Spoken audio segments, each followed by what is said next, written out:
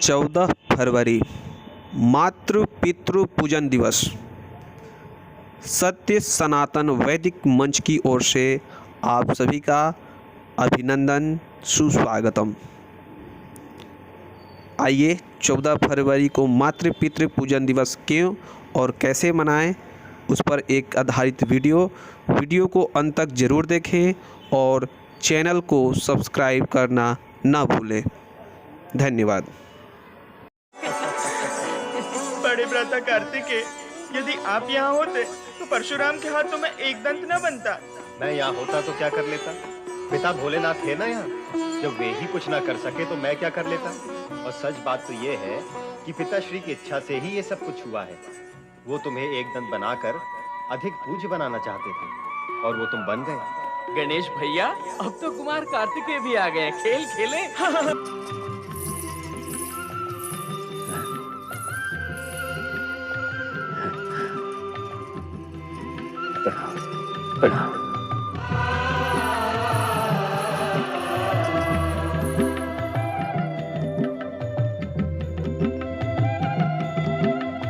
माता पिता को प्रणाम। कल्याण भाव।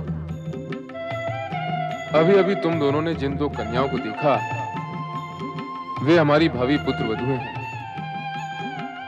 किंतु विवाह से पूर्व तुम दोनों को विवाह के लिए अपनी योग्यता सिद्ध करनी होगी। क्या आप हम दोनों को विवाह के योग्य नहीं समझते? नहीं नहीं गणेश, ऐसा नहीं है।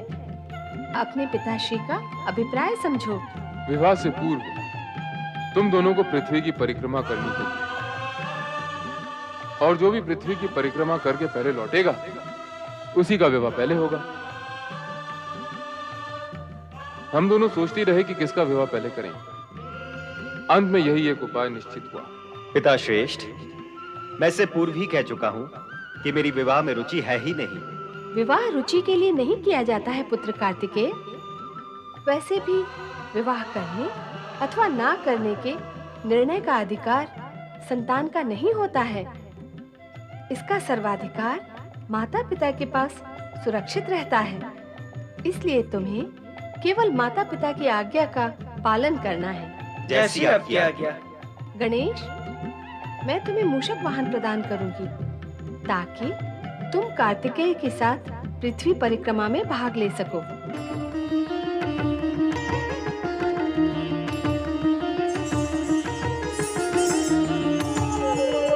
गणेश भैया, आपका ये वाहन मूषक कार्तिकेय भैया के वाहन मयूर से परिक्रमा की दौड़ में आगे नहीं जा सकेगा। तो उत्तम यही होगा कि आप स्पर्धा में भाग ही ना लें और पराजय स्वीकार कर लें। विजय तो निश्चित कार्तिकेय भैया की ही होगी।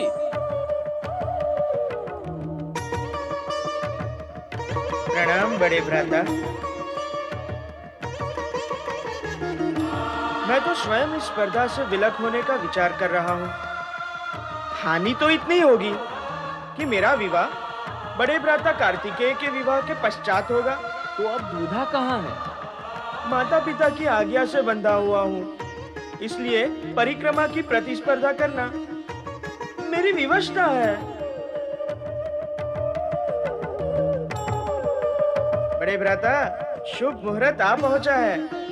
परिक्रमा का समय हो गया है। अब हमें पृथ्वी की परिक्रमा आरंभ कर देनी चाहिए। हाँ, अब अकारण विलंब क्यों हो? तो गणेश, पृथ्वी परिक्रमा आरंभ करने से पूर्व हमें अपने माता पिता से आशीर्वाद प्राप्त कर लेना चाहिए। हाँ बड़े भ्राता, माता पिता के आशीर्वाद के बिना आरंभ किए गए सभी कार्यों का अंत दुखंत ही होता है। इसलिए माता पिता का आशीर्वाद तो हमें लेना ही होगा। आओ।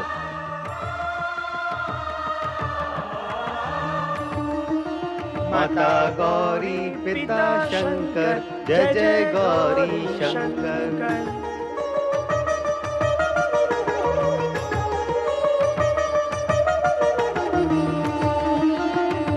क्या ये मूषक राज मुझे प्रतिस्पर्धा में विजय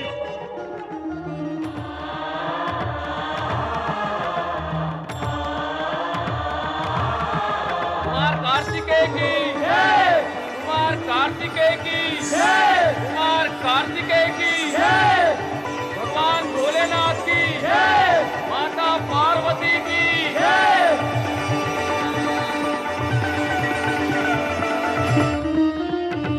हुआ गणेश भैया? नंदी भैया, क्या मेरा ये मूषक मुझे पृथ्वी की परिक्रमा करा सकेगा? यदि आपके भाग्य में लिखा है तो संभव है कि आप कार्तिकेय भैया से आगे निकल जाएंगे।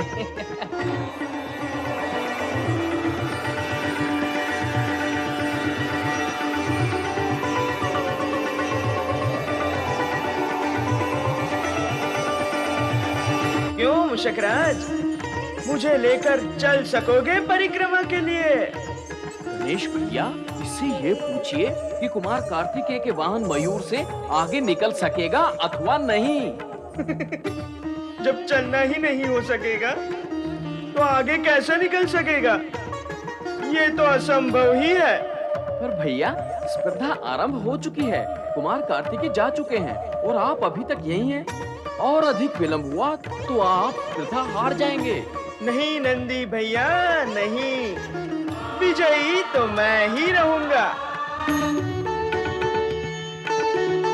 नारायण नारायण, बधाई हो कुमार कार्तिकेय, बधाई हो। ओ देव ऋषि नारद, बधाई किस लिए देव ऋषि? पृथ्वी परिक्रमा की प्रतिस्पर्धा में विजयी होने की बधाई। अभी जय पराजय का निर्णय कहाँ हुआ है? स्पर्धा तो चली रही है। नारायण नारायण, प्रत्यक्ष न सही परंतु परोक्ष रूप से निर्णय हो चुका है कुमार। और भला गणेश जी, उस मूषक पर सवार होकर आपसे आगे बोलो किस प्रकार जा पाएंगे? कहाँ उस मूषक की मंद गति और कहाँ आपके इस मयूर की पवन गति। भारी भरकम शरीर वाले लंबोदर गणेश जी को भला वो मूषक कब तक और कहां तक ले जाएगा? नारायण नारायण, आप तो विजयी हो ही गए कुमार। पर मैं ऐसा नहीं मानता देव ऋषि। अप्रिय सत्य को मानने में तनिक विलंब तो लगता ही है कुमार। आपको गणेश जी के प्रति अत्यधिक स्नेह है। अपनी विजय और उनकी पराजय ये आपको प्रिय नहीं है, परंतु परिक्रमा में आपकी विजय ये पूर्व निश्चित सत्य है। नारायण नारायण। सत्य तो ये भी है देव ऋषि कि ना मुझे विजय की इच्छा है, ना विवाह करने की। मैं तो अपने माता पिता की आज्ञावश इस स्पर्धा से जुड़ गया हूँ। आप माता पिता की आज्ञा का सम्मान भी करते हैं और विवाह ना करके बाल ब्रह्मचारी भी रहना चाहते हैं। ये दोनों कार्य एक साथ? नारायण नारायण, आप कैसे कर पाएंगे कुमार? आप ही मेरा मार्गदर्शन करें देव ऋषि कि मैं ये दोनों कार्य दुविधा रहित होकर कैसे पूर्ण करूं। फिर तो एक ही मार्ग है। कृपया कहें, क्या मार्ग है? आपको स्पर्धा में पराजित होना पड़ेगा और उसके लिए आप कैलाश विलंब से पहुंचे, अर्थात अपनी गति को मंद करना होगा आपको, जिससे गणेश जी की विजय सुनिश्चित हो जाएगी। मैं भी यही चाहता हूँ कि गणेश विजयी हो और उसका विवाह हो जाए। वो भी निश्चित है। अर्थात ये कुमार कि विधि के विधान के अनुसार राजा विश्वरूप की पुत्रियां बुद्धि और सिद्धि का विवाह गणेश जी से पूर्व निश्चित है। नारायण नारायण। बुद्धि और सिद्धि का विवाह? हाँ कुमार, बुद्धि और सिद्धि से। नारायण नारायण। बुद्धि और सिद्धि का विवाह गणेश से?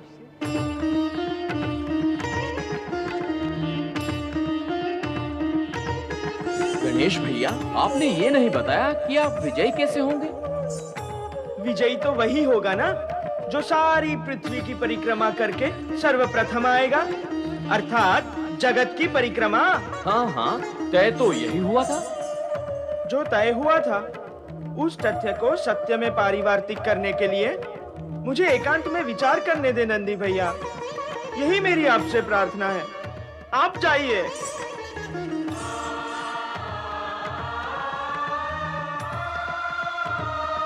परिक्रमा, पृथ्वी की परिक्रमा। क्या विचार कर रहे हो गणेश? हाँ, पुत्र का जगत तो अपने माता पिता में ही समाया हुआ होता है। हाँ, और ये भी सत्य है कि संतान का इस जगत से परिचय तो माता पिता ही कराते हैं। माता पिता ही संपूर्ण जगत है। शास्त्रों में माता को पृथ्वी और पिता को आकाश माना गया है। और वैसे भी गणेश, पृथ्वी की परिक्रमा करना तुम्हारे वश में नहीं है। हाँ, इसीलिए प्रायश्चित रूप में अपने माता पिता की परिक्रमा कर लेना ही तुम्हारे लिए उचित होगा। माता पिता की परिक्रमा ही पृथ्वी परिक्रमा के समान होगी। जाओ गणेश।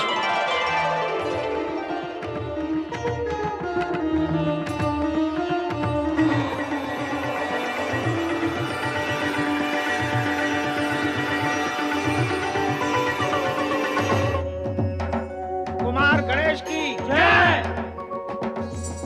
गणेश भैया, आप तो विजयी होकर लौटे हैं, फिर आपके मुख पर ये विषाद क्यों है? नहीं नंदी भैया, मैं विजयी होकर नहीं लौटा हूँ। मेरी जय जयकार मत कीजिए। माता पार्वती कहाँ है? वह अपने कक्ष में होंगी।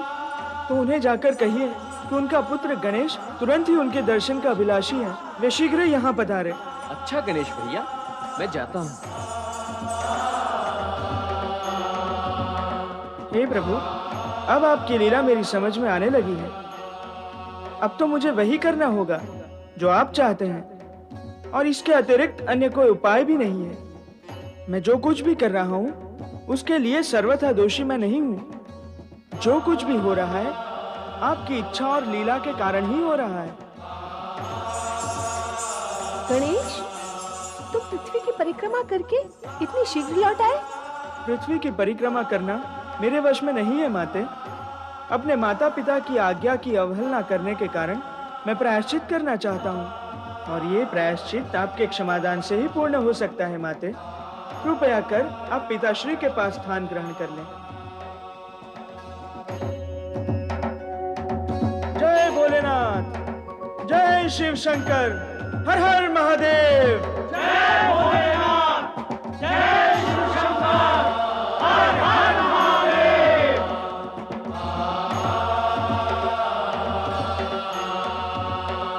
प्रणाम स्वीकार करें स्वामी। आपकी समाधि जो भंग हुई उसके लिए हम सभी क्षमा प्रार्थी हैं, पर आपका जागना आवश्यक था। अपना अभिप्राय कहो देवी। अभिप्राय तो पुत्र गणेश बताएगा। माता गौरी पिता शंकर, जय जय गौरी शंकर।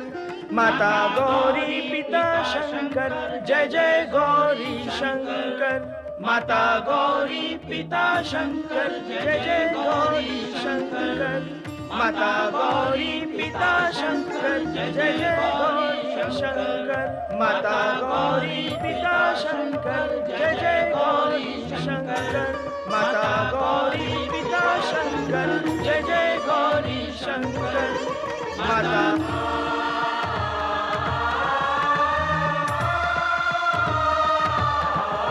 माता गौरी पिता शंकर, जय जय गौरी शंकर।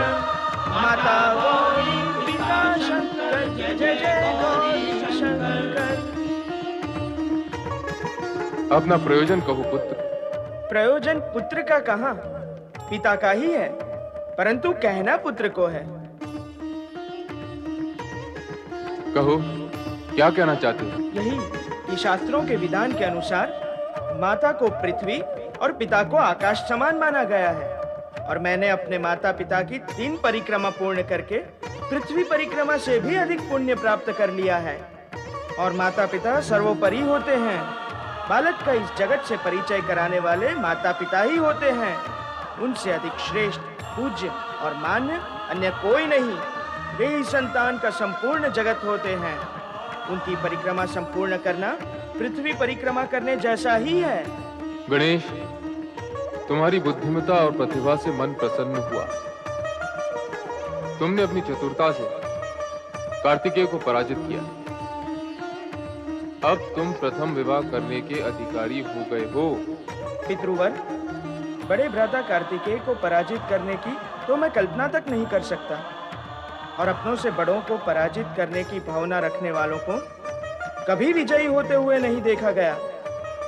आपके कहने से मैं स्पर्धा में सम्मिलित अवश्य हुआ, परंतु मैं स्वयं नहीं चाहता कि बड़े भ्राता कार्तिकेय पराजित हो। आपकी आज्ञा व परिक्रमा पूर्ण करने के लिए मैंने अपने माता पिता की परिक्रमा की है। पितृवर, भ्राता कार्तिकेय तो मुझसे बड़े ही हैं। प्रथम विवाह तो उन्हीं का होना चाहिए। इसका निर्णय तो कार्तिकेय के द्वारा ही होगा।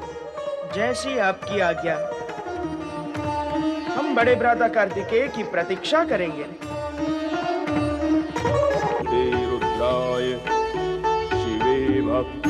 शिवे भक्ति भक्तिर्शिवे शिवे अन्यथा शरणं नास्ति त्वमेव शरणं मम। कार्तिकेय का प्रणाम स्वीकार करें मुनिवर। यशस्वी भाव शिव भक्ति एवं वैदिक धर्म का प्रचार प्रसार करने का वचन पूर्ण करने के लिए आ गए हो, ये जानकर अति प्रसन्न हूं। मैं अपना वचन अवश्य पूर्ण करूंगा मुनिवर, किंतु इस समय मैं आपके दर्शन करने आया हूं। माता पिता की आज्ञा से मैं पृथ्वी की परिक्रमा के लिए निकला हूं। ये कार्य पूर्ण होते ही मैं आपके पास लौट आऊंगा और अपने शेष कर्तव्य को पूर्ण करूंगा। माता पिता की आज्ञा से परिक्रमा करने निकले थे, तो उनकी आज्ञा का उल्लंघन कर यहाँ आश्रम में क्यों चले आए? मैंने कोई आज्ञा का उल्लंघन नहीं किया मुनिवर। पृथ्वी की परिक्रमा करते समय मार्ग में आपका आश्रम आया, तो आपके दर्शन का लोभ भी मन में आ गया। दर्शन सत्य है, किंतु दर्शन का लोभ सत्य नहीं है। यहाँ आने का अन्य कारण भी है। हाँ पूज्यवर, अन्य कारण भी है। क्या? पृथ्वी की ये परिक्रमा मेरे और छोटे भाई गणेश के बीच एक स्पर्धा है, और छोटे भाई को पराजित कर मैं विजयी होना नहीं चाहता। क्यों? यदि ऐसा हुआ तो जगत में सदा सदा के लिए बड़े भाई के बड़प्पन के प्रति साधारण जन का विश्वास ही उठ जाएगा। जगत का विश्वास प्राप्त करने के लिए तुम क्या स्पर्धा में होने वाली विजय को खो दोगे? जगत के विश्वास की प्राप्ति से बड़ी विजय और क्या है मुनिवर? उसके सामने अन्य सभी विजय तुच्छ हैं। ऐसा ही है और ऐसा ही होगा। यशस्वी भाव, मन प्रसन्न कर दिया है तुमने। जिस शिव भक्ति और वैदिक धर्म का प्रचार तुम करना चाहते हो, उसका व्यवहार तो तुम्हारे जीवन में उतर चुका है। तुम अपने अभियान में अवश्य सफल होगे कार्तिकेय। आज्ञा दीजिए मुनिवर, गणेश मेरी प्रतीक्षा कर रहा होगा।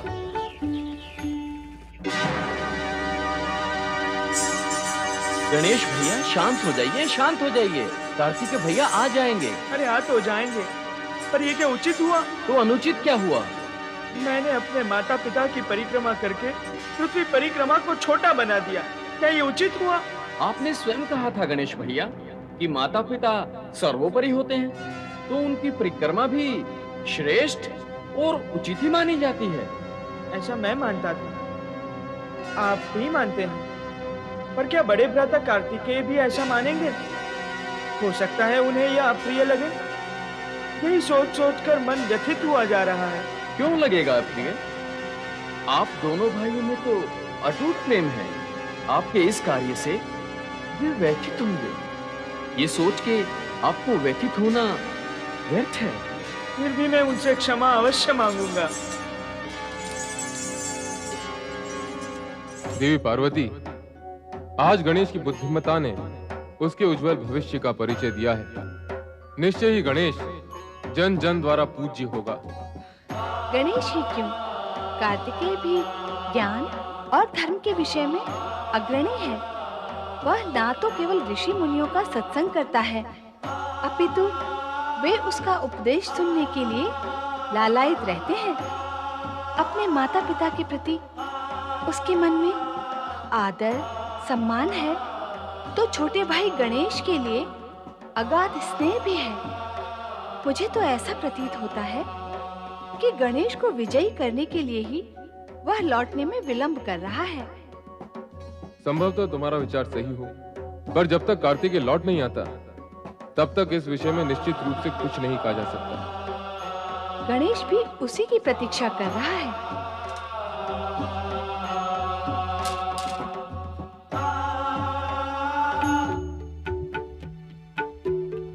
गणेश भैया, वो देखो कुमार कार्तिकेय आ गए।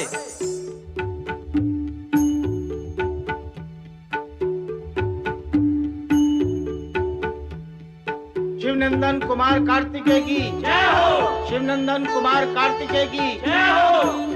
गणेश, तुम मुझसे पहले पृथ्वी की परिक्रमा करके लौट आए, इसकी मुझे प्रसन्नता है। इस विजय के लिए बधाई। कैसे विजय और कैसी बधाई। मैं तो लज्जित हूँ और क्षमा प्रार्थी भी, क्योंकि मूषक राज तो पहले माता पिता के दर्शन कर उनका आशीर्वाद प्राप्त कर लें, उसके पश्चात इस विषय पे चर्चा करेंगे। आओ। शिवनंदन कुमार कार्तिकेय की जय हो। लो, कार्तिकेय भी आ गया और अब दोनों इसी ओर आ रहे हैं। हाँ, दोनों की जय जयकार भी हो रही है। आप दोनों के विवाह की घोषणा अवश्य कर दें। देवी, हम अपनी इच्छा को पुत्रों पर थोपने के पक्ष में नहीं हैं। ऐसा क्यों कह रहे हैं स्वामी? पुत्रों का विवाह तो माता पिता की इच्छा से ही होगा। अवश्य होना चाहिए, पर कार्तिकेय अपनी विवाह करने की अनिच्छा प्रकट कर चुके हैं। वे धर्म कार्य और लोक कल्याण में प्रवृत्त हैं। शिवनंदन कुमार कार्तिकेय की जय। गौरी पुत्र गजानन गणेश की जय। भगवान भोलेनाथ गौरी शंकर की जय।